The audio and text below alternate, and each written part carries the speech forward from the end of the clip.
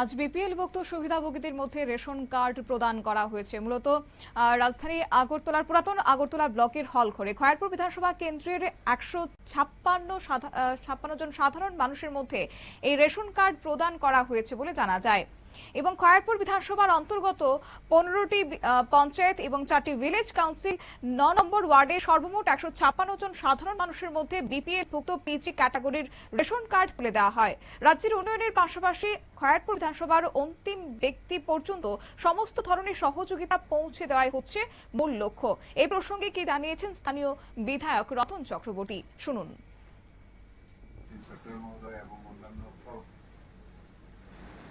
মন্ডলের সদস্যবৃন্দ, বিভিন্ন স্তরের আমাদের দায়িত্বশীল যারা মানুষ যারা নিয়ে এসেছেন, সবাইকে আমরা আলাদা আলাদা ভাবে চেষ্টা করি সারা বছরই কোনো না কোনো ভাবে মানুষকে একটু বেশি সুবিধা যাতে দেওয়া যায়।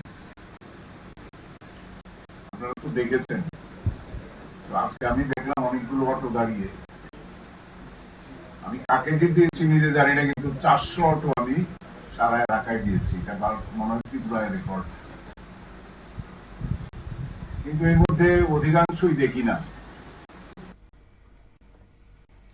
এদিন রেশন কার্ড প্রদান অনুষ্ঠানকে ঘিরে প্রত্যেকেই আশাবাদী যে এই রেশনিং কার্ডের মাধ্যমে বহু পরিবারের জীবিকা নির্বাহ আরো সহজ সরল হয়ে উঠবে।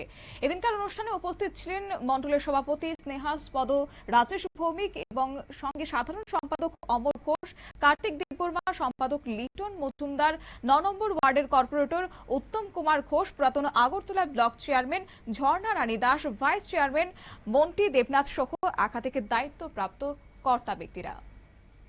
নিয়ে নিচ্ছি ছোট্ট একটি বিজ্ঞাপন বিরতির, সঙ্গে থাকুন।